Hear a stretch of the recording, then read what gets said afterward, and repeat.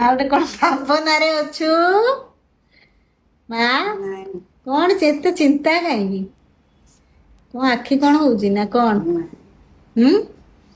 ନା ଆଉ କଣ ଶୁଣୁଥିଲି କହିଲି।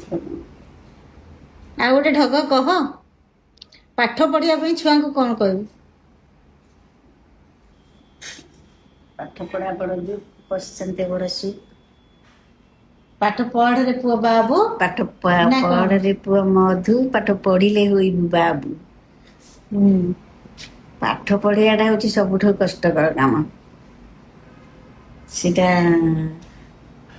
ପଢିବା ବେଳେ ପିଲାମାନଙ୍କୁ ବହୁତ କଷ୍ଟ ଲାଗେ। କିନ୍ତୁ ପଢି ସାରିଲା ପରେ ଯେତେବେଳେ କର୍ମକ୍ଷେତ୍ରକୁ ଯାଆନ୍ତି ସେତେବେଳେ ତାର ମୂଲ୍ୟଟା ବୁଝନ୍ତି। ବାପା ମାଙ୍କୁ ବି ପିଲାମାନଙ୍କୁ ମଣିଷ କରି ଗଢି ତୋଳିବାରେ ବାପା ମାଙ୍କର ଅବଦାନ ବି କମ ନୁହେଁ। ପିଲାମାନଙ୍କୁ ମଣିଷ କରିବା ଦାୟିତ୍ଵ ହଉଛି ବାପା ମାଙ୍କର କର୍ତ୍ତବ୍ୟ। ବାପା ମା ଯୋଉ ଭାବରେ ପିଲାମାନଙ୍କର ଲାଳନ ପାଳନ କରି ତାଙ୍କୁ ଯୋଉ ଅନୁସାରେ ପ୍ରେରଣା ଦେବେ, ପିଲା କଅଁଳ ଶିଶୁ ମାଟି ହାଣ୍ଡି ପରି ସେ ସେଇ ଅନୁସାରେ ମଣିଷ ହବ।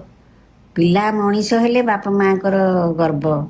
ଯିଏ ଆମର ମୋ ଜେଜେମା ସବୁବେଳେ କୁହେ, ଧନ ଯେବେ ଅଛି ଘୋଡେଇ ଚାଲ, ପୁଅ ଯେବେ ଅଛି ଓରେଇ ଚାଲ। ଆଉ ଝିଅ ଯେବେ ଅଛି? ସେତେବେଳେ ତ ପୁଅର ସେତେବେଳେ ଟାଇମରେ ପୁଅର ବେଶୀ ପ୍ରାୟୋରିଟି ଦଉଥିଲେ।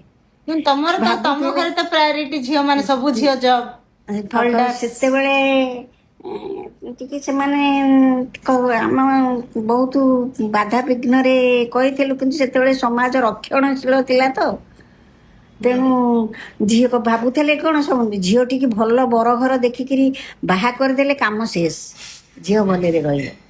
ତେଣୁ ପୁଅର ସୁବିଧା ସୁଖ ସୁବିଧା ସବୁବେଳେ ଚାହୁଁଥିଲେ। ସେ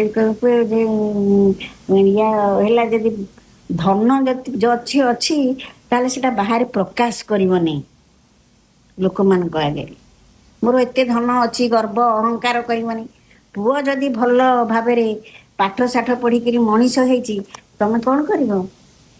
ନମ୍ର ଭାବରେ ରହିବ, ଲୋକମାନଙ୍କ ପାଖରେ ନମ୍ର ଭାବରେ ରହିବ।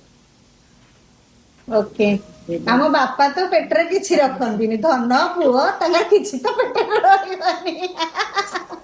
ବାପା ତ ସବୁ ପେଟରୁ ପଇତା କାଢି ଗପି ଦେବେ ଆଉ। ହଁ।